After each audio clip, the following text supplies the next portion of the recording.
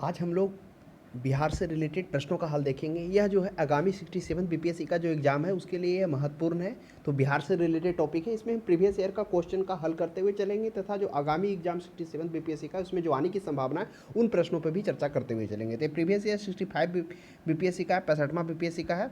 तो पहला प्रश्न देखिए, कह रहा है कि कश्मीर घाटी के अंतिम मुगल शासक यूसुफ शाह चक जिन्होंने मुगल सम्राट अकबर द्वारा बिहार में निर्वासित किया गया था। तो प्रश्न काफ़ी अच्छा कर रहा है कि जो कश्मीर के अंतिम मुगल शासक, मुस्लिम शासक, स्वतंत्र मुस्लिम शासक होते हैं, कौन होते हैं? वो होते हैं यूसुफ शाह चक। यूसुफ शाह चक जो होते हैं वह कब से कब तक रहते हैं? वह 1589 ईस्वी से 1579 ईस्वी से 1586 ईस्वी तक रहते हैं। और उसके बाद वो क्या होता है, उसके बाद वो वार्ता करने के लिए अकबर के पास जाते हैं, लेकिन अकबर के सैनिक उसे धोखा देकर और कैद कर लेता है, और कैद करने के बाद उनको निर्वासित कर बंगाल भेजा जाता है। बंगाल से फिर नालंदा भेजा जाता है, वही बिहार, और बिहार में उनकी मृत्यु हो जाती है। तो बिहार के नालंदा में उनका कब्र बनाया गया और वो अभी असुरक्षित और जर्जर बन गया है। तो यह हो जाएगा ऑप्शन नंबर डी हो जाएगा, बिहार के नालंदा में। हालांकि जब क्या होते हैं, यूसुफ शाह चक्र जब आ जाते हैं मुगल के अधीन में, तब उनका पुत्र जो होता है याकूब शाह अली, वो कुछ सालों तक, 3 सालों तक करता है। उसके बाद फिर तो उसी के बाद से जैसे जो यूसुफ शाह रहते हैं उसके बाद जब उसके अंडर में आ जाता है तो वह मुगल साम्राज्य में क्या करता है, उस कश्मीर भाग को मिला लेता है। तो यह ध्यान में रखिएगा, वह जो यूसुफ शाह अली वह क्या थे? वह अंतिम स्वतंत्र मुस्लिम शासक के रूप में जाना जाता है, और जिनकी जो कब्र है वो नालंदा में बनाया गया है। नेक्स्ट देखिएगा 2 में, करा बिहार राज्य पर्यटन विकास निगम टैगलाइन क्या है? तो देखिए यह उस समय का प्रश्न है जब 65 बीपीएससी में पूछा गया था। यानी यह जो एग्जाम हुआ था 67 बीपीएससी का, वह कब हुआ था? तो आप वह हुआ था 2019 में, मान के चलिए, क्योंकि 2020 में तो 67 बीपीएससी का हुआ। तो क्या होता उस समय जो प्रश्न पूछा जाता है, अब उस समय जो होता है ब्लिसफुल बिहार होता है। तो हाल ही में देखेंगे कि कौन ऐसा है जो प्रश्न पूछे जाने की संभावना है। जैसे बिहार सरकार के द्वारा हाल ही में क्या किया गया, 18 वर्ष से ऊपर लोगों के लिए एक 100% कोविड टीकाकरण करने वाला पहला नगर है, वह मोतिहारी बन गया। तो यह प्रश्न है, पूछा जा सकता है। और भी इंपॉर्टेंट है, प्रश्नों पर चर्चा करेंगे। जैसे हाल ही में जो एथेनॉल, बिहार का पहला एथेनॉल प्लांट जो खोला गया वह गोपालगंज में खोला गया। बिहार का सबसे बड़ा एथेनॉल प्लांट वह पूर्णिया में लगाया गया। तो पहला ये एथेनॉल को लेकर, क्योंकि एथेनॉल को लेकर जो आर्थिक बजट हुआ ना, उस आर्थिक बजट में इसकी चर्चा की चुकी है। उसमें कहा गया है कि एथेनॉल को लेकर उसके लिए प्रतिबद्ध है सरकार, है ना। तो इन चीज़ों को ध्यान में रखिएगा। उसके बाद फिर क्या है, और भी चीज़ों को हम लोग चर्चा करते हुए चल। देखिए ऊपर था तो हम लोग क्या पढ़े थे, ऊपर जो प्रश्न एक आया था एक और चर्चा कर रहे थे। जैसे यहाँ पर था यूसुफ शाह चक्र, इन्होंने, इसका जो कब्र है वह नालंदा में बनाया गया। और एक और है जो सासाराम में उनका मकबरा, शेरशाह सूरी। तो शेरशाह सूरी के बारे में भी ध्यान रखना है। शेरशाह सूरी वो पहले व्यक्ति रहते हैं जो मुगल साम्राज्य को हराते हैं 1540 ईस्वी में, जो हुमायूं को हराते हैं। उसके बाद उत्तर भारत में सूरी वंश का स्थापना करते हैं, और जिनका कब्र है सासाराम मकबरा, जो कहाँ है, वह रोहतास, सासाराम में अवस्थित है, रोहतास में। तो यह भी ध्यान में रखते हुए चलेंगे। तो ये हम लोग देखें 2019 में पूछा गया था प्रश्न बिहार टैगलाइन का। और अभी हाल ही में हम लोगों ने 2-3 प्रश्नों पे गौर किया। इसमें हम लोगों ने जाना कि जो सबसे बड़ा एथेनॉल प्लांट है वो पूर्णिया में लगाया गया, लेकिन जो सबसे पहला एथेनॉल प्लांट है वह कहाँ लगाया गया? वह लगाया गया गोपालगंज में लगाया गया। उसके बाद यह भी हम लोगों ने देखा कि 18 वर्ष से ऊपर लोगों का 100% टीकाकरण करने वाला पहला नगर निगम वो मोतिहारी बन चुका है। तो इन चीज़ों को भी ध्यान में रखते हुए चलें। और भी इंपॉर्टेंट है जिसे पूछे जाने की संभावना है। जैसे भारत का पहला शिल्प कला म्यूजियम कहाँ बनाया जा रहा है? वह पटना में बनाया जा रहा है। तो यह भी ध्यान में रखेंगे। उसके बाद एक और है, भारत में पहला बुद्ध सम्यक दर्शन संग्रहालय पूरी तरह से पत्थरों से निर्मित किया जा रहा है, वह बिहार में किया जा रहा है। तो इन कुछ प्रश्नों से बिहार से रिलेटेड हम लोग देखेंगे। और जैसे और बात की जाए तो स्मार्ट प्रीपेड मीटर लगाने वाला है जो बिहार पहला राज्य बन चुका है पूरे भारत में। फिर भारत का पहला खादी मॉल वह कहाँ खोला गया? वह पटना में खोला गया। तो यह इन चीज़ों को देखते हुए चलेंगे हम लोग। 4 में देखिए, निम्नलिखित में से कौन सा वन्यजीव अभयारण्य बिहार के मुंगेर जिले में अवस्थित है? अब देखिए वन्यजीव अभयारण्य वो मुंगेर पूछा है। अब मुंगेर पूछा, आपके माइंड में जैसे वन्यजीव आ रहा होगा तो वाल्मीकि आ रहा होगा, क्योंकि वाल्मीकि ज़्यादा चर्चित है। तो वाल्मीकि वन्यजीव अभयारण्य वो पश्चिमी चंपारण में, लेकिन यहाँ मुंगेर की बात हुई तो मुंगेर में भीम बांध वन्यजीव अभयारण्य। अब प्रश्न उठता है कि जो भीम बांध वन अभयारण्य है, 3 के बाद 4 आया ना? अच्छा, एक प्रश्न छूट गया है ना। अच्छा, उसकी चर्चा हम लोग बाद में कर लेंगे कि बिहार में जो मुंगेर में है भीम बांध, इसकी स्थापना कब की गई थी? इसकी स्थापना 1976 ईस्वी में इसकी स्थापना की जाती है और वाल्मीकि जो होता है वह 1989 में किया जाता है। तो सबसे पहले आप भीम बांध ही मान के चलेंगे। तो यह मुंगेर में अवस्थित है, मुंगेर प्रमंडल है। और आपको पता होगा यह जो प्रमंडल है मुंगेर, उसमें से सबसे ज़्यादा गंगा नदी, इस प्रमंडल में से सबसे ज़्यादा जो गंगा नदी है होकर गुजरती है, यानी कि 4 जिलों से यहाँ से क्या होती है, गंगा नदी होकर गुजरती है। तो यह भी चीज़ों को ध्यान में रखेंगे। तो भीम बांध हो गया, वह कहाँ हो गया, वह हो गया बिहार के मुंगेर ज़िले में। और मुंगेर जस्ट आप देखेंगे तो इसमें 2 2 4 5 डिस्ट्रिक्ट आता है। तो सबसे ज़्यादा जो है जिला से मुंगेर प्रमंडल से, क्योंकि प्रमंडल टोटल भारत में बिहार में 9 प्रमंडल है, उसमें से एक मुंगेर आता है। इसलिए हमने चर्चा किया कि मुंगेर प्रमंडल से गंगा नदी मुख्यतः 4 जिलों को टच करती है, ऊपर खगड़िया, बेगूसराय, मुंगेर और लखीसराय। इसलिए यह भी प्रश्न है। और टोटल 12 जिलों से होकर गुजरती है और 6 प्रमंडल से होकर गुजरती है, क्योंकि प्रमंडल से भी प्रश्न पूछ दिया गंगा नदी। तो ये मुंगेर आ गया था चर्चा, इसलिए हमने इसकी चर्चा कर दी। तो ये ध्यान में रखेंगे हम लोग। उसके बाद फिर और भी कुछ बातों को ध्यान में रखेंगे, जैसे भारत का पहला बापू टावर 120 फीट ऊंचा निर्माण किया जा रहा है गर्दनी बाग पटना में, यह भी ध्यान में रखेंगे। जैसे वन्यजीव अभयारण्य जो एक तरह से स्मरणीय है, जो याद किया। भारत का पहला बुद्ध सम्यक दत्त संग्रहालय तो हम लोग चर्चा कर ही नहीं, केवल पत्थर का बनाया जा रहा है, वो कहाँ, वैशाली में। फिर बिहार के जिले में चाइल्ड फ्रेंड कोर्ट का निर्माण किया जा रहा है, यानी कि हर एक जिला में चाइल्ड फ्रेंड कोर्ट का निर्माण करने वाला बिहार है, जो पहला राज्य बन गया है। तो यह चीज़ों को ध्यान में रखेंगे। उसके बाद ऊपर एक प्रश्न हम लोग का छूट गया था, जिसमें हम लोगों ने देखेंगे बिहार राज्य में गंगा के किनारे स्थित जिलों की संख्या। काफ़ी अच्छा प्रश्न है। तो बिहार में गंगा नदी के किनारे जिला अब पूछा। इससे पहले हम लोगों ने जब 66 बीपीएससी में देखा था, तो उसमें प्रमंडल की चर्चा हुई थी कि निम्नलिखित प्रमंडल में से किस में से गंगा नदी नहीं गुजरती है। तो उसमें था दरभंगा भी था, तिरहुत भी था, कोसी भी था, उसके बाद ये भागलपुर भी था, पूर्णिया भी था, मगध भी था। तो ये सभी था, हम लोगों ने टोटल 9 प्रमंडल हैं। तो इन चीज़ों को ध्यान में रखेगा। जनसंख्या कितना है बिहार का, 10,40,99,452। ये है जनसंख्या। उसके बाद क्षेत्रफल कितना, 94,163 वर्ग किलोमीटर है। तो ये भी ध्यान में रखेंगे। उसमें से हम लोगों ने देखा था गंगा नदी के बारे में चर्चा कर रहे थे। तो गंगा नदी टोटल 12 क्या होती है, 12 जिलों से होकर गुजरती है। अब थोड़ा सा बारीकी देख लेंगे। ये देखिए, क्योंकि ये चीज़ आपको ध्यान में होना ही होना चाहिए। ये इस तरह से हमने एक काल्पनिक मैप यहाँ पर बिहार का खींचा। अब यहाँ पर ये उत्तरी भारत और ये दक्षिणी भारत। अब 12 जिलों। अब हम लोग क्या करेंगे, प्रमंडल सहित जानते हुए चलेंगे कि कौन कौन प्रमंडल में गंगा नदी होकर गुजरती है। अब यहाँ से पटना से बात की जाए तो यहाँ पटना हो गया, पटना के बाद नालंदा हो गया, और पटना के जस्ट बगल में भोजपुर और बक्सर। तो ये 3 तो हो गया, पटना, भोजपुर और बक्सर। ये तीनों से क्या हो रही है, गंगा नदी यहाँ से निकल रही है। तो 3 यहाँ से हो गया, पटना प्रमंडल से हो गया। अब पटना प्रमंडल के नीचे में आ जाइए गया, गया के जस्ट, गया सबसे नीचे है। उसके बाद औरंगाबाद है। ये हम दक्षिणी बिहार की बात कर रहे हैं। औरंगाबाद, गया के ऊपर है जहानाबाद और अरवल। ये 4 हैं जो गया में आ रहा है। तो ये गया कौन सा आ जाता है, यह मगध प्रमंडल में आता। तो मगध से गंगा नदी होकर गुजरती ही नहीं है। अब आ जाइए, उसके बाद आ जाइए मुंगेर। मुंगेर हो गया, मुंगेर के बगल में लखीसराय है, लखीसराय के जस्ट ऊपर बेगूसराय हो गया, और मुंगेर के ऊपर बेगूसराय हो गया। तो बेगूसराय और ये मुंगेर के ऊपर खगड़िया हो गया। तो बेगूसराय और खगड़िया, तो मुंगेर के ऊपर खगड़िया, और खगड़िया के जस्ट बाएं जाएंगे तो बेगूसराय। तो खगड़िया, बेगूसराय, मुंगेर और लखीसराय, और नीचे क्या हो गया, जमुई हो गया। तो इन चारों से गंगा नदी होकर गुजरेगी, खगड़िया, बेगूसराय और मुंगेर, और मुंगेर के जस्ट बगल में लखीसराय। तो इधर हो गया। तो 4 3 7 हो गया। तो देखिए, देखते हुए चलेंगे। फिर एक दक्षिण भारत में एक और प्रमंडल है, कौन है, भागलपुर मंडल। तो भागलपुर यहाँ हो गया, और नीचे हो गया बांका हो गया। तो इस तरह से क्या हो गया, दक्षिणी भारत में से क्या हो गया, यह हो गया, एक हो गया भागलपुर, तो यानी एक हो गया, 3 इधर हो गया, 4 इधर हो गया, 4 3 7 1 8, 8 तो नीचे से ही गुजर गया। अब ऊपर में आ जाइए, उत्तरी भारत में आ जाइए। उत्तरी भारत में पूर्णिया में आ जाते हैं। पूर्णिया यहाँ बीच में हो गया, पूर्णिया के ऊपर हो गया किशनगंज हो गया, किशनगंज के ऊपर अररिया हो गया, और पूर्णिया के नीचे कटिहार हो गया। तो कटिहार से एक होकर गुजरेगा। अब आ जाइए कि जैसे ही पूर्णिया के बगल में आ पाइएगा, तो अब दूसरा जो हो जाएगा वह कौन सा प्रमंडल देखने को मिल जाएगा, कोसी मिल जाएगा। तो कोसी के ऊपर में सुपौल मिल जाएगा, सुपौल के नीचे मधेपुरा मिल जाएगा, और इधर कोसी, सहरसा। तो इस सुपौल, ये कोसी प्रमंडल से गंगा नदी होकर गुजरेगा ही नहीं। तो चलिए, ये खत्म हो गया। अब आ जाइए दरभंगा। दरभंगा के ऊपर हो गया मधुबनी हो गया, बीच में दरभंगा हो गया, नीचे हो गया समस्तीपुर। तो समस्तीपुर से होकर गुजरेगी। तो 1 2 ऊपर उत्तरी भारत से। अब आ जाते हैं चंपारण में, पूर्वी चंपारण में, तिरहुत, जो तिरहुत में आता है। तो पश्चिमी चंपारण, पूर्वी चंपारण, और पूर्वी चंपारण के जस्ट बगल में कौन सा आ गया, सीतामढ़ी आ गया। सीतामढ़ी और पूर्वी चंपारण के बगल में कौन हो जाएगा, वह हो जाएगा शिवहर।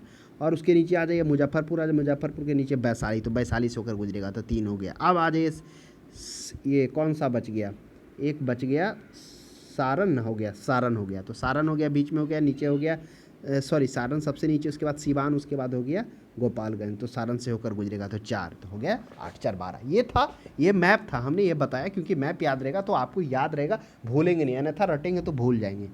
नेक्स्ट देख लीजिए, 4 में निम्नलिखित में से कौन सा वन्यजीव अभयारण्य बिहार के मुंगेर जिले में, चर्चा कर लिए। भीमबांध था, जिसके बारे में हम लोगों ने जाना कि इसकी स्थापना 1976 ईस्वी में हुई थी। उसके बाद हमने देखा कि उसके बाद वाल्मीकि वन्यजीव अभयारण्य भी था, जिसकी स्थापना 1989 ईस्वी में होती है। वह क्या होता है, पश्चिमी चंपारण में होता है, जबकि ये भीमबांध जो होता है मुंगेर में होता है। और फिर हम लोगों ने और भी देखा कि जो भारत का बापू टावर बनाया जा रहा है वह 120 फीट ऊंचा है, जो पटना के गर्दनी बाग में बनाया जा रहा है। फिर हम लोगों ने देखा बुद्ध सम्यक दर्शन संग्रहालय का निर्माण पूरी तरह पत्थर से वैशाली में किया जा रहा। वैशाली कौन सा है, वैशाली तिरहुत प्रमंडल में पड़ता है। उसके बाद हम लोगों ने जाना कि बिहार के सभी जिलों में चाइल्ड फ्रेंडशिप कोर्ट का भी निर्माण किया जा रहा है। फिर ऑन एथेनॉल के बारे में भी जाना कि बिहार का जो पहला एथेनॉल है वह कहाँ लगाया गया था, वह गोपालगंज में लगाया गया था। उसके बाद हम लोगों ने देखा सबसे बड़ा प्लांट जो स्थापना किया जा रहा है पूर्णिया में क्या किया जा रहा है। अब इसलिए हमने इसकी चर्चा किया प्लांट के बारे में, क्योंकि एथेनॉल के प्लांट को लेकर क्या किया गया है, चर्चा किया गया है किसमें, भारत का आर्थिक जो है सर्वेक्षण है उसमें इस एथेनॉल की चर्चा की गई है। तो इसलिए इन चीज़ों को भी ध्यान में रखते हुए चलेंगे।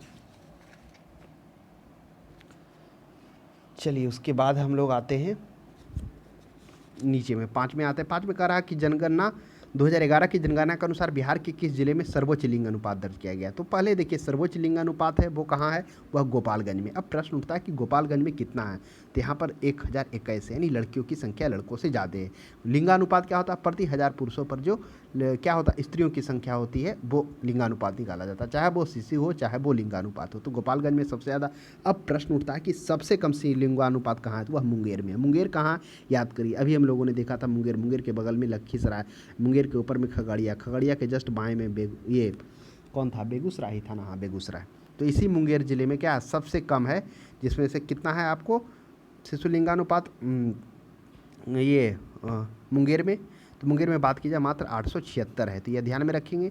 ये लिंगानुपात था, ये था लिंगानुपात था, सर्वोच्च लिंगानुपात। अब शिशु लिंगानुपात के बारे में हम लोग चर्चा कर लेते हैं।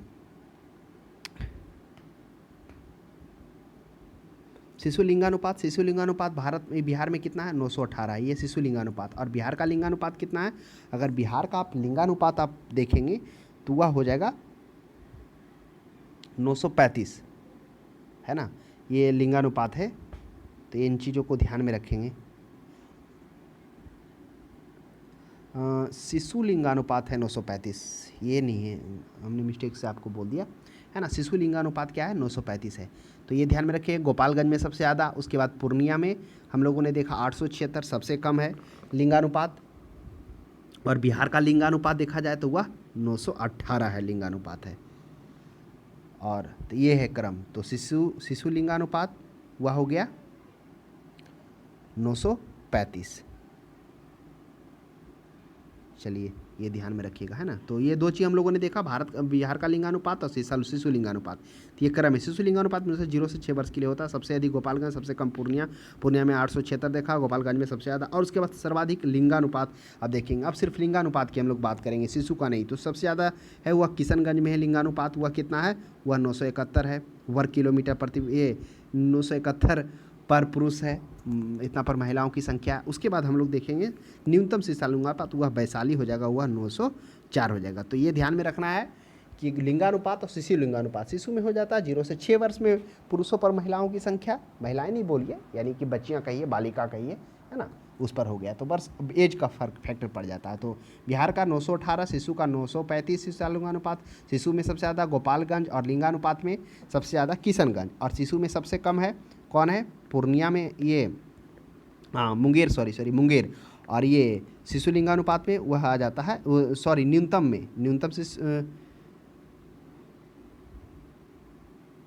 न्यूनतम शिशु लिंगानुपात में वो वैशाली आ जाता है।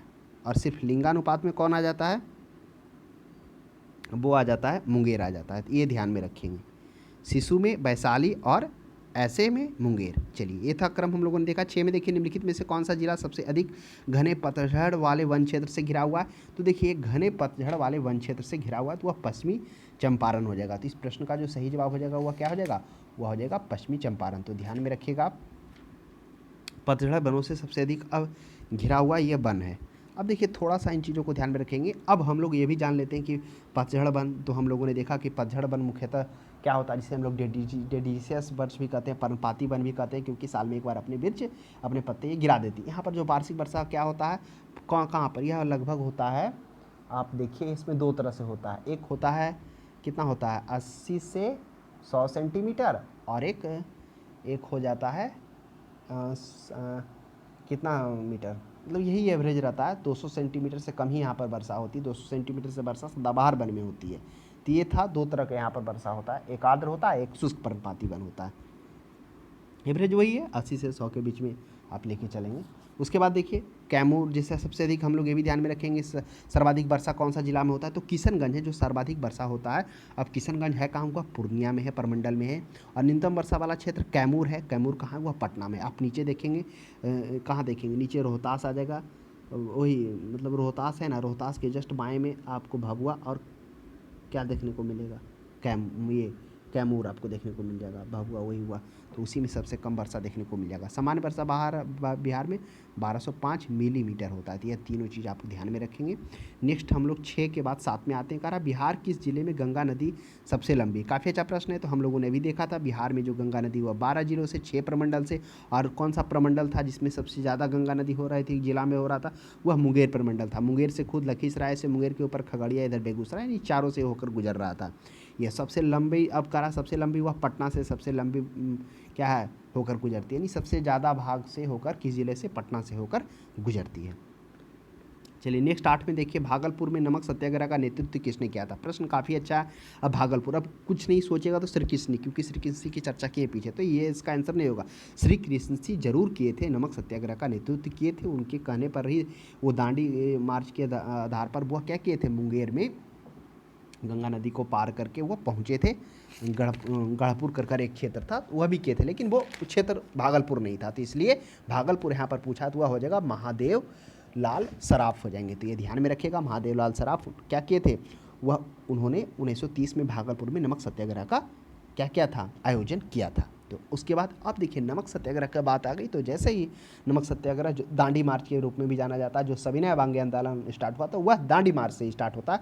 12 मार्च से जो करते 12 मार्च 1930 ईस्वी से, और 6 अप्रैल को वो गांधी जी पहुंचते हैं दांडी नामक स्थान पर, और वहाँ पर नमक उठाकर मुट्ठी से नमक आंदोलन को तोड़ते हैं, जिस पर कर लेता था कौन, ब्रिटिशर्स, वहीं से टूटता है। तो ये था नमक सत्याग्रह, जिसके बारे में जाना, जिसमें हम लोगों ने थोड़ा सा जब चर्चा हो ही गया। सविनय अवांगे आंदोलन आपको पता होगा, इसमें कितना 78 सहयोगियों के साथ वो चले थे, और 385 किलोमीटर 240 मील चले थे। इन सभी के साथ वो नमक सत्याग्रह यानी कि सविनय अवांगे आंदोलन स्टार्ट होता। सविनय अवांगे आंदोलन का जो स्टार्ट होता वो सविनय दांडी मार्च से ही स्टार्ट होता है। तो ये तो था भागलपुर बिहार से रिलेटेड। थोड़ा सा हम लोग आते हैं पूरा इंडिया की तरफ नज़र डालते हैं। तो दक्षिण भारत में कौन करते हैं, सी राजगोपालाचारी करते हैं। वो क्या करते हैं, तमिलनाडु के तिरुचिनापल्ली से बेदार नारायण तक यात्रा करते हैं। पश्चिमोत्तर प्रांत में, उत्तर पश्चिम में खान अब्दुल गफ्फार का नेतृत्व करते हैं। प्रश्न पूछा जाता है इस दांडी मार्च के समय में इन क्षेत्रों में इन लोगों ने नेतृत्व किया और सहयोग किया। 8-9 में देखिए सन 1939 में बिहार में अंबारी सत्याग्रह का नेतृत्व किसने किया था। तो ये अंबारी सत्याग्रह था। यह मुख्यतः जो सत्याग्रह था अंबारी सत्याग्रह, इसमें जो ये करते हैं राहुल सांस्कृत्यान, ये इसका नेतृत्व करते हैं। अब आइए थोड़ा समझते हैं कि अंबारी सत्याग्रह क्या था। 1939 में बिहार में अंबारी सत्याग्रह का जो नेतृत्व था राहुल सांस्कृत्यान के द्वारा किया जाता है। इस सत्याग्रह के दौरान उन पर झूठे मुकदमे भी चलाए जाते, किन पर, राहुल सांस्कृत्यान पर, और जेल भी दिया जाता। 6 महीने की सजा होती। हुए हिंदी साहित्य के एक अद्वितीय व्यक्तित्व के रूप में व्यक्ति राहुल सांस्कृत्यान जाने जाते थे।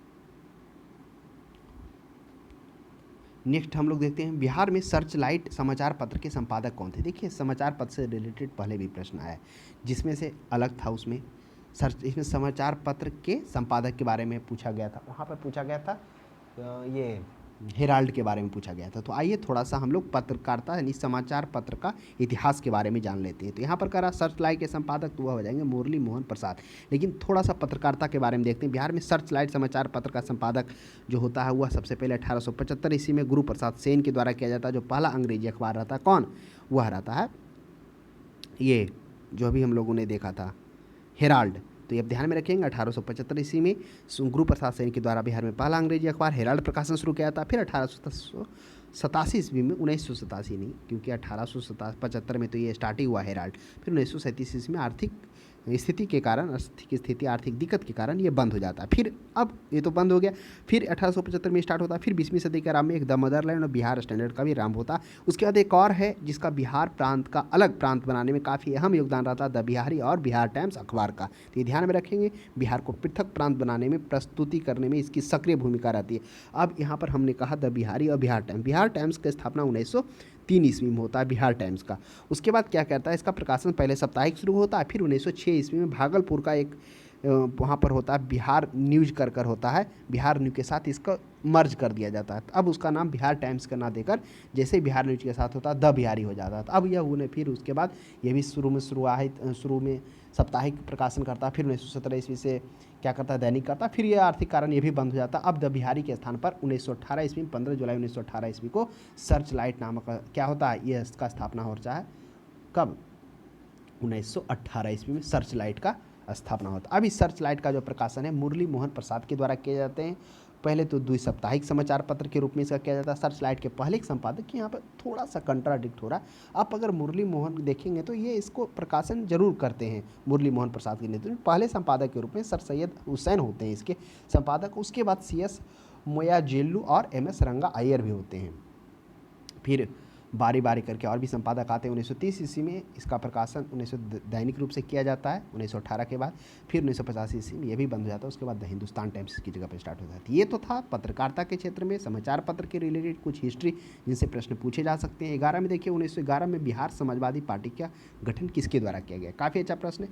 अब प्रश्न पूछा बिहार समाजवादी पार्टी, तो अब है फूलन प्रसाद वर्मा, स्वामी योगानंद और ये हैं नरखी पारिख और दादा भाई नौरोजी। चलिए अब देखिए क्या होता है बिहार में। बिहार समाजवादी पार्टी जो है वह जो स्टार्ट किया जाता है वह जयप्रकाश नारायण। तो क्या ऑप्शन में जयप्रकाश नारायण का चर्चा हुआ है? तो फूलन प्रसाद वर्मा है। चलिए ऑप्शन में फूलन प्रसाद वर्मा, स्वामी। आइए थोड़ा समझते हैं। हमने कहा बिहार समाजवादी के ये स्थापना जयप्रकाश नारायण और भी अन्य लोग रहते हैं, जैसे फूलन प्रसाद वर्मा और कौन रहते हैं, एवं कुछ अन्य लोगों के द्वारा मिलकर क्या किया जाता है, जुलाई 1931 ईस्वी में बिहार समाजवादी पार्टी का स्थापना किया जाता है। तो ये ध्यान में रखेंगे, इसलिए इस प्रश्न में क्या क्या है, जयप्रकाश नारायण नहीं दिया गया। और जयप्रकाश नारायण के साथ फूलन प्रसाद वर्मा और एक और व्यक्ति थे, लेकिन दो याद रखिएगा, एवं कुछ अन्य लोग थे जिन्होंने मिलकर जुलाई 1931 ईस्वी में बिहार में समाजवादी पार्टी का गठन किया जाता है। फिर 1913 ईस्वी में पंजाब में भी इसका क्या किया जाता है, एक विकास किया जाता है इस प्रक्रिया में के द्वारा निर्यात किया जाता है प्रक्रिया में। उसके बाद राजाओं और जमींदारों को उन्मूलन बिना मुआवजे के लिए किया जाए, यानी फिर ये जो होता है बिहार समाजवादी पार्टी का एक शाखा क्या होता है 1933 ईस्वी पंजाब में भी स्थापना किया जाता है, जिसका जो विकास की जो प्रक्रिया होता है राज्य द्वारा जो नियंत्रित हो रहा होता है, और राजाओं और जमींदारों का जो उन्मूलन बिना मुआवजे से किया जाए वो तब हुआ था। तो ये ध्यान में रखिएगा, बिहार समाजवादी पार्टी का गठन, तो वो हो जाएगा फूलन प्रसाद वर्मा हो जाएगा। नेक्स्ट हम लोग 12 में आते हैं, बिहार में 1857 के विद्रोह का नेतृत्व किसने किया था? यह भी देखिए प्रश्न पहले भी आ चुका है। तो अगर बिहार में 1857 की क्रांति का नेतृत्व देखेंगे तो वीर कुंवर सिंह के द्वारा किया जाता है। तो आइए हम लोग थोड़ा सा वीर कुंवर सिंह के बारे में जानते हैं। आपको पता होगा वीर कुंवर सिंह 25 जुलाई 1857 ईस्वी को दानापुर में एक सैनिक का टुकड़ी विद्रोह करता है, फिर सोन नदी पार कर आरा पहुँचता, आरा के बाद उनको गोविंद सिंह का सहयोग, ये वीर कुंवर सिंह का सहयोग मिलता है, फिर वीर कुंवर सिंह के सहयोग से अंग्रेजों से झड़प होती है, फिर वहाँ का जो जेल होता है वहाँ से कैदियों को छुड़ा लिया जाता है, वह भी आंदोलन में शामिल हो जाते हैं। पहला बार में जब अंग्रेजों से भिड़त होता है, फिर हारते हैं, फिर जीतते हैं, फिर मतलब दो हारते जीते एक सिलसिला चलता रहता है वीर कुंवर सिंह के साथ। अंत में फिर वो जगदीशपुर को प्रविष्ट करते हैं। वह प्रविष्ट करते हैं कब?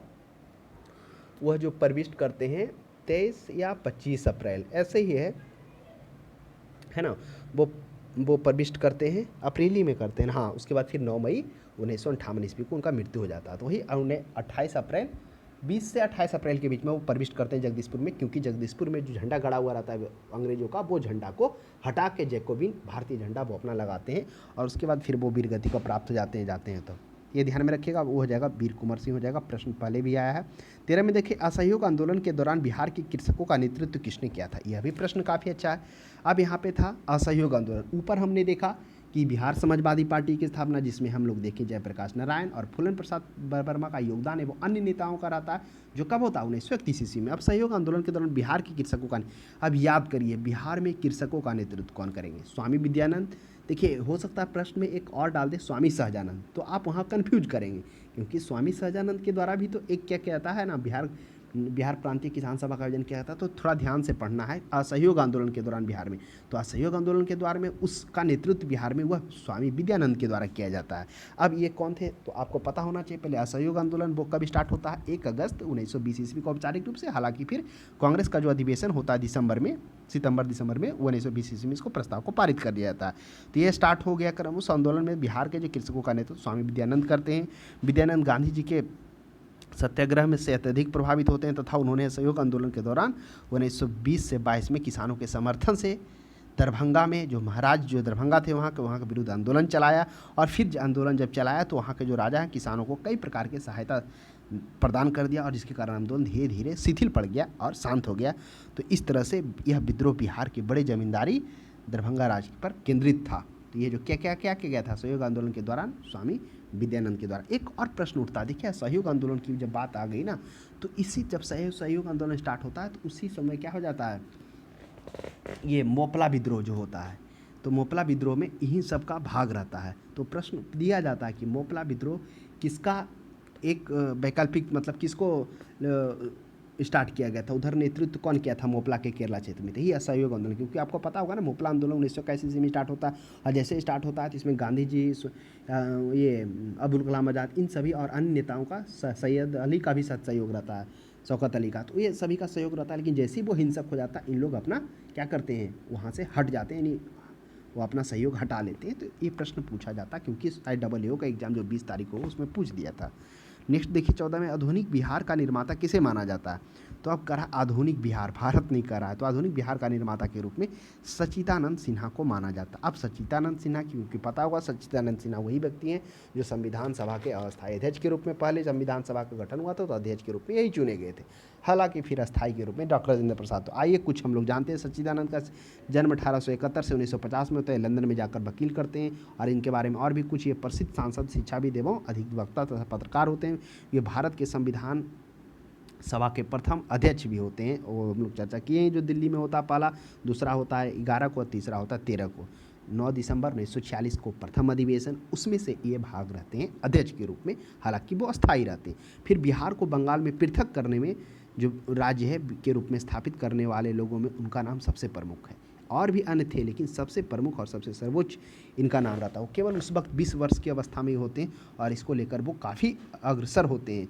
तो प्रथम भारतीय थे जिन्हें एक प्रांत का राज्यपाल भी बनाया गया था, कौन, सच्चिदानंद सिन्हा का। हाउस ऑफ लॉर्ड का सदस्य भी इन्हें नियुक्त किया गया था, और जन्म तो पटना के मुरार गांव में हुआ था, पटना में ही पड़ता, और लंदन में जाकर उन्होंने कानून की पढ़ाई की थी, और लौटने के बाद उन्होंने, जैसे वो पढ़ाई कर लौटे 91-92 में, उसके बाद वो बिहार को अलग प्रांत की मांग स्टार्ट करते हैं। फिर आपको पता ही होगा कि 22 मार्च 1912 ईस्वी को बंगाल से बिहार को पृथक कर बनाया गया, और वही 22 मार्च को बिहार क्या करता है, बिहार राज्य दिवस के रूप में मनाया जाता है। हालांकि 22 मार्च को जल दिवस भी है।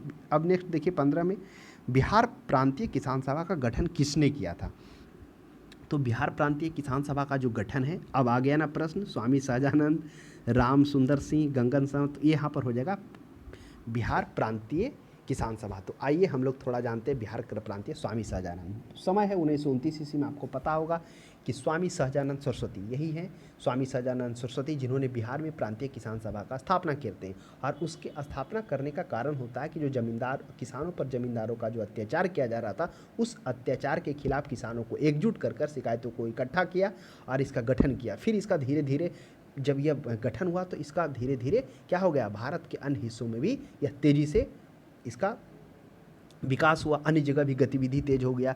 तो इसके फलस्वरूप पूरे भारत में विकास की गतिविधि तेज हो गई। तो फिर 1934 में आपको पता हुआ कांग्रेस सोशलिस्ट पार्टी के साथ अस्थायी रूप से काम करने का मौका मिला। फिर 35 में किसान नेता NG रंका, जो दक्षिण भारतीय फेडरेशन के किसानों के नेता थे, उनके साथ भी इनको क्या मिला, साथ मिला उनका। फिर कृषि श्रम के सुझाव पर 17 अप्रैल 1936 ईस्वी को लखनऊ में अखिल भारतीय किसान सभा का स्थापना किया जाता है। ये था भारतीय किसान प्रांत से संबंधित किस तरह से वो पहुंचता है अखिल भारतीय किसान सभा तक। डच ईस्ट इंडिया कंपनी ने किस वर्ष अपनी फैक्ट्री स्थापित किया था, तो यह भी प्रश्न पहले भी हम लोग चर्चा कर लेंगे। 1932 ईस्वी में डच के द्वारा क्या कहता है, वह पटना जो कॉलेज होता है उसका उत्तरी क्षेत्र में क्या किया जाता है, इसकी स्थापना की जाती है। तो ये ध्यान में आपको रखना है ना। तो ये भी हम लोगों ने जाना कि जो डच प्रथम में आते थे कार्नेलियस हॉटमैन 1596 ईस्वी में पहले सुमात्रा पर आते हैं, फिर वो अपना उपनिवेश स्थापित नहीं कर पाते, फिर दोबारा वो 1605 ईस्वी में मछलीपट्टनम में अपना वो क्या करते हैं, कोठी बनाते हैं। और वो आते हैं कब, 1505 है ना, यानी कि उससे पहले ही आते हैं। तो इस तरह से पटना में व्यापार, मसालों, कपड़ा और सूती वस्त्र तथा सोडा का उत्पादन किया जाता है। नेक्स्ट देखिएगा, बिहार में स्वराज दल का गठन किसके द्वारा किया गया था। देखिए अब कुछ बहुत अच्छे अच्छे प्रश्न इसमें है ना। स्वराज दल का भी चर्चा हो गया है, समाजवादी पार्टी का भी हो गया। तो बिहार में करा स्वराज दल का गठन किसने किया था। तो आइए अब हम लोग देखते हैं स्वराज दल। अब देखिए श्री कृष्ण सिंह है, रामलाल शाह है, बंकिम चंद्र मित्र है और सच्चिदानंद सन्याल है। तो स्वराज दल के बारे में हम लोग यहाँ पर देखेंगे। देखिए स्वराज पार्टी की जो स्थापना है वह किनके द्वारा किया गया था, वह CR दास के द्वारा किया जाता है। आपको पता होगा CR दास की स्वराज दल नहीं, हम कह रहे हैं स्वराज पार्टी का, है ना, स्वराज पार्टी वही हुआ। तो वहाँ पर करा है। तो लेकिन बिहार का कौन नेतृत्व करते हैं, बोला करते हैं। स्वराज पार्टी का 1 जनवरी 1920 ईस्वी को इलाहाबाद में क्या किया जाता है, 1923 ईस्वी को, 1920 नहीं, मिस्टेक से हम बोल दिए आपको। 1 जनवरी 1923 ईस्वी को इलाहाबाद में क्या था, CR दास और मोतीलाल नेहरू अलग होकर, क्योंकि क्या होते हैं, जो गया का अधिवेशन होता है उसमें वो क्या करते हैं, विधानसभा में घुसने का प्रस्ताव पारित करते हैं। उस यहाँ पर मतलब प्रस्ताव को रखते हैं, प्रस्ताव पारित नहीं होता, नाराज होकर वो अलग होकर अपना पार्टी बनाएंगे। स्वराज पार्टी का स्थापना वह होगा इलाहाबाद में होगा। किन के संबंध में, मोतीलाल नेहरू उसमें सचिव होंगे और अध्यक्ष कौन होंगे, CR दास होंगे। तो उसका एक शाखा बिहार में बनाया जाता है और उस बिहार का जिसका नेतृत्व 1923 ईस्वी में कौन, स्वयं श्री कृष्ण सिंह ने किया था। तो इस प्रश्न का जो सही जवाब हो जाएगा 17 का क्या हो जाएगा, ये हो जाएगा श्री कृष्ण सिंह हो जाएगा। तो इस तरह से श्री कृष्ण सिंह की भूमिका हम लोगों ने 2-3 जगह देख लिए। कहाँ कहाँ देख लिए, हम लोगों ने देख लिया पहले मुख्यमंत्री के रूप में बिहार के, फिर हम लोगों ने देखा कि नमक सत्याग्रह गांधी जी का जो होता है उसमें भी उन्होंने भाग लिया। मुंगेर में गंगा नदी पार कर वो गढ़पार पर पहुंचते हैं। उसके बाद फिर हमने देखा उनके सहयोगी जो अनुग्रह नारायण सिंह उप मुख्यमंत्री के रूप में रहते हैं। चलिए ये कहानी कुछ हम लोगों ने देखा। अब 18 में देखिए, निम्नलिखित में से कौन सा जिला बिहार धारवाड़ भूस्तरीय रचना वाला नहीं है। देखिए बिहार धारवाड़ भूस्तरीय रचना वाला नहीं है। देखिए धारवाड़ का मतलब ये होता है कि जो अपक्षय और अपर्दन के बाद निर्मित जो होता है तलछट्टी वाले चट्टान, उसी को कहा जाता है धारवाड़ चट्टान। तो ये है, तो क्या हो जाएगा, रोहतास विंध्याचल चट्टान। ये जो रोहतास है जो ये है ना, ये धारवाड़ नहीं है, ये विंध्याचल चट्टान है। विंध्याचल जो ये पहाड़ है उससे निर्मित चट्टानों से बना हुआ है। बाकी मुंगेर, जमुई, नवादा ये वाला क्षेत्र आपको धारवाड़ भूस्तरीय यानी अपर्दन अपक्षय के बाद जो ऊपरी पट्टी होती है वह जो बनी होती है वही धारवाड़ भूस्तरीय चट्टान के रूप में जाना जाता है। नेक्स्ट देखिए 19 में बिहार दिवस का क्या महत्व है, जो हर साल 22 मार्च को मनाया जाता है। देखिए उससे पहले और भी प्रश्न है कुछ जो इसमें इंक्लूड नहीं किया गया, हम आपको पूरा वो चीज़ यहाँ पे हम लोग चर्चा करेंगे। देखिए एक प्रश्न था ये कि नीति आयोग का स्वास्थ्य सूचांक 2019 के अनुसार बिहार का कितना था, तो सूचांक था वह 32.11। 2021 में क्या हो गया, 31.00 हो गया। 19 राज्यों में 28वां स्थान था। ये 2021 का डाटा हमने बताया, वह पूछा था 2019 में नीति आयोग सूचांक में। उसके बाद और भी कुछ हम लोग देखते हैं, जैसे बिहार राज्य सरकार ने कोरोना संक्रमण के बचाव हेतु एक संजीवनी ऐप लॉन्च किया था, कब, अप्रैल 2021 में। उसके बाद बिहार सरकार ने कोविड-19 के कारण जिसके भी माता पिता खो चुके हैं उन बच्चों के सहायता के लिए 1500 रुपया मासिक क्या करेगा, 1500 रुपया महीना के रूप में देगा। कब तक, वो 18 वर्ष तक। ये भी बिहार सरकार को मई 1921 ईस्वी में लॉन्च किया गया। फिर क्या है, 10 मई 2021 को बिहार में मेरा दूरदर्शन मेरा विद्यालय, आपको पता होगा ना कोविड का काफ़ी रहा आक्रमण रहा है, कोरोना का 2021 में, तो वही जो है 2021 में मई के बीच में क्या हो गया, सभी स्कूल भी बंद कर दिए गए थे। तो दूरदर्शन यानी बिहार दूरदर्शन पर, बिहार DD बिहार पर मेरा दूरदर्शन मेरा विद्यालय कार्यक्रम 9वीं से 12वीं कक्षा तक के लिए पढ़ाई आरंभ किया गया। प्रश्न अच्छा है, पूछा जा सकता है। फिर बिहार में जो क्या किया गया, ग्रामीण सड़कों के मरम्मत की निगरानी के लिए क्या किया गया, कौन सा मोबाइल ऐप किया गया, वह किया गया मतलब मोबाइल ऐप के द्वारा उसका मरम्मत कर ठीक किया, निगरानी स्टार्ट किया गया है। मोबाइल ऐप के जरिए मरम्मत की निगरानी क्या की गई, स्टार्ट की गई। उसके बाद क्या हो गया, फिर बिहार के दरभंगा जिले में राज्य का पहला तैरता हुआ सोलर प्लांट, हमने मछली उत्पादन में भी चर्चा किया था कि प्रथम स्थान पर तो हम लोगों ने देख लिया था, कौन था, शायद किशनगंज था, है ना, जो सबसे ज़्यादा मछली का कर रहा था। उसके बाद सेकेंड नंबर पर जो हम लोगों ने देखा था वो क्या था, वो सेकेंड नंबर पर दरभंगा ही था, है ना, किशनगंज के साथ में वही था ना, हाँ किशनगंज था सबसे ज़्यादा। हाँ एक बार देख लेते हैं हम लोग भी। तो एक तो दरभंगा था, दरभंगा तो कन्फर्म है, तो हम लोगों ने देखा था मधुबनी था, सॉरी किशनगंज नहीं मधुबनी था, हम भी कंफ्यूज हो रहे थे ना।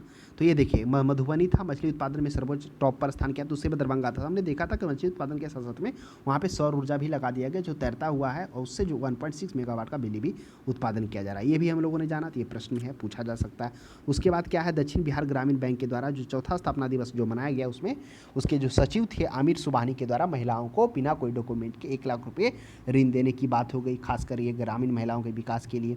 फिर लोटस एम्पायर बिहार द्वारा जो नई दिल्ली में आयोजित किया गया बिहार उद्यमिता सम्मेलन 2021 में क्या किया गया कि जो इसके संस्थापक थे, ट्रेंच के संस्थापक रोहित कुमार को बिहार विभूति से सम्मानित किया गया। फिर न्यू दिल्ली में आयोजित तीसरे नेशनल वाटर अवार्ड 2020 में पूर्वी चंपारण जिले को ईस्ट जोन में बेस्ट डिस्ट्रिक्ट अवार्ड मिला, और इस जिले में मनरेगा के तहत 350 तालाबों का जीर्णोद्धार भी कराया गया।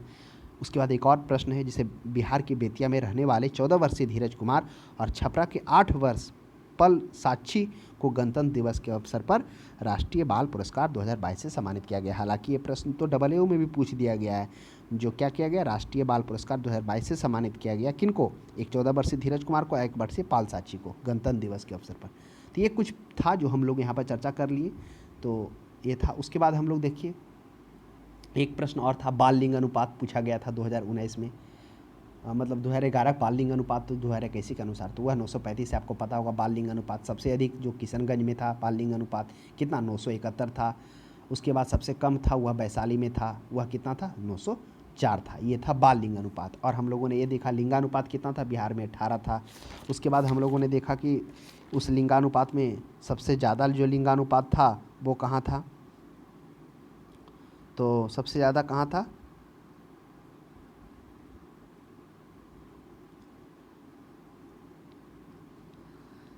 वो था गोपालगंज में था, और न्यूनतम था मुंगेर में था। गोपालगंज में कितना था, गोपालगंज में था 1021 लिंगानुपात था, और न्यूनतम कितना था, मुंगेर में था 876। तो ये क्रम हम लोगों ने देख लिया। तो इन चीज़ों को हम लोग ध्यान में रखेंगे। गंज दोनों गंज ही है, सिसु वाला भी गंज है, ये भी गंज है। अंतर क्या है कि जो किशनगंज आपको पड़ जाएगा पूर्णिया में पड़ जाएगा, और जो गोपालगंज है वो कहाँ पड़ जाएगा, गोपालगंज आपका पड़ जाएगा सीवान में, सीवान वाला में पड़ जाएगा। तो इन चीज़ों को ध्यान, दोनों अलग अलग है। तो ये था हम लोगों ने लिंगानुपात के बारे में जाना, लिंगानुपात और शिशु लिंगानुपात दोनों में। शिशु में अधिक किशनगंज हमने देख लिया जो पूर्णिया में पड़ रहा है, और सबसे कम वैशाली में था। और जो लिंगानुपात में सबसे अधिक कौन था, वह था गोपालगंज, वह गोपालगंज जो सिवान में पड़ रहा था। चलिए उसके बाद एक और प्रश्न था, देखिए यहाँ पर नहीं, हम लोग उसको यहाँ पर चर्चा नहीं किया गया, हम लोग कर देते हैं उसका।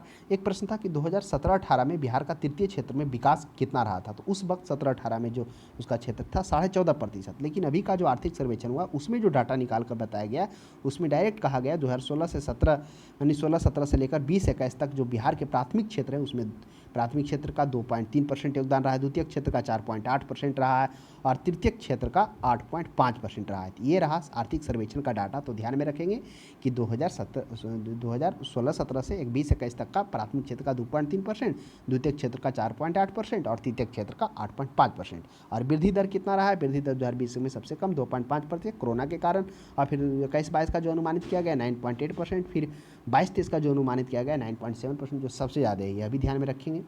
उसके बाद एक और प्रश्न पूछा गया था कौन 65 बीपीएससी में। यहाँ पर उन सभी बिहारों को कुछ प्रश्न यहाँ पर नहीं आ पाया है, तो हम उसका कलेक्ट करके आपको बता रहे हैं। पूछा गया था 17-18 में मौजूद कीमतों पर सकल राज्य घरेलू उत्पाद, तो 2019 का एग्जाम था, तो 17-18 वाला पूछा गया था, तो उस समय 17-18 का जीएसडीपी कितना था, वह 4,87,628 करोड़ था। लेकिन हाल ही में 2021 का जो आर्थिक सर्वेक्षण हुआ उसमें जीएसडीपी बताया गया, यानी क्या हो गया, ग्रॉस सकल राज्य घरेलू उत्पाद जीएसडीपी। तो जीएसडीपी वर्तमान मूल्य पर कितना है, तो वर्तमान मूल्य पर वो हो गया 618.63 हज़ार करोड़। तो यही आपका है, इतना करोड़ है, ये वर्तमान मूल्य पर आपका है। और स्थिर मूल्य पर कम ही है, 419.68 हज़ार करोड़। देखिए इतना अब आपके माइंड में उठ रहा होगा कि वर्तमान मूल्य पर ज़्यादा क्यों, अस्थिर पर कम, क्योंकि हमने जब पढ़ा था, जब हम लोगों ने सीखा था कि किस तरह से नेशनल इनकम निकाला जाता है, तो उसमें हमने जाना था कि किस तरह से दो मूल्यों का निर्धारण होता है। जो विकसित देश है मुख्यतः वर्तमान कीमत ही रखते हैं, और जो विकासशील देश हैं वो दोनों को ध्यान में रखते हैं। जैसे भारत स्थिर कीमत पर ही जाता है, उसमें मुद्रास्फीति को क्या कहता है, स्थिर रखा जाता है, और जो वर्तमान कीमत रहता है उसमें मुद्रास्फीति को इंक्लूड किया जाता है। मुद्रास्फीति कहने का मतलब महंगाई को उसमें इंक्लूड किया जाता है, उसमें स्थिर रखा जाता है। स्थिर इसलिए ताकि पता चलता है कि गरीबी पर क्या प्रभाव पड़ा। तो ये तो था जीएसडीपी हम लोगों ने दे जाना। 2020-21 का जीएसडीपी 618.63 हज़ार करोड़ वर्तमान मूल्य पर, और स्थिर कीमत पर 418। अब फिर ये भी देखिएगा 2020-21 के अनुसार प्रति व्यक्ति जो आय है बिहार का वह 50,555 है, और भारत में देखा जाए तो 86,659 है प्रति व्यक्ति। ये था कुछ क्रम था। हालांकि एक एनएसडीपी भी होता है, निवल राष्ट्रीय उत्पाद। तो निवल राष्ट्रीय उत्पाद जो बिहार का वह कितना है, वह 5,647 हज़ार है, ये वर्तमान मूल्य पर। चलिए इतना ध्यान में रखिए। ये तो था कुछ प्रश्न जो इसमें इंक्लूड नहीं किया गया था। अब हम लोग आगे देख लेते हैं। 19 में करा बिहार दिवस का क्या महत्व है, जो हर साल 22 मार्च को मनाया जाता है। तो चर्चा हम लोग इसी में कर लिए कि 22 मार्च को जब हमने देखा था ना, ये प्रश्न आया था, जब बिहार बंगाल से अलग होता है तो वह जो अलग होता है उसी क्रम में क्या होता है, 22 मार्च 1912 ईस्वी को जो हमने देखा कि बिहार को अलग प्रांत को देने में जो सबसे प्रमुख भूमिका रहती है वह किनका रहता है, सच्चिदानंद सिन्हा का रहता है। वही सच्चिदानंद सिन्हा होते हैं जो अस्थाई अध्यक्ष, अस्थाई ही कहिए, संविधान सभा के होते हैं। उन्होंने जब लंदन से पढ़ाई कर आते हैं बैरिस्टरी का, तो वह उसके बाद आने के वर्ष में 20 वर्ष की अवस्था में वह इसके मांग को लेकर अग्रसर रहते हैं, तो उनकी भूमिका भी रहती है। तो वही क्या कहता है, बंगाल से 22 मार्च 1912 ईस्वी को बिहार को अलग किया था। तो वही हो जाएगा 1912 में बिहार को बंगाल प्रेसिडेंसी से अलग किया गया। फिर आप देखेंगे 1936 ईस्वी में क्या किया गया, बिहार से उड़ीसा को अलग कर दिया था। तो ये था क्रम जो हम लोगों ने यहाँ पे देखा। कुछ बिहार से रिलेटेड प्रश्न था जो हम लोगों ने चर्चा कर लिया, इकोनॉमिक्स भी, कुछ आर्थिक सर्वेक्षण भी हम लोगों ने चर्चा कर लिया। तो आज के लिए इतना ही। अब हम लोग अगले सब्जेक्ट में मिलते हैं, तब तक हमारे क्लास को देखने के लिए धन्यवाद।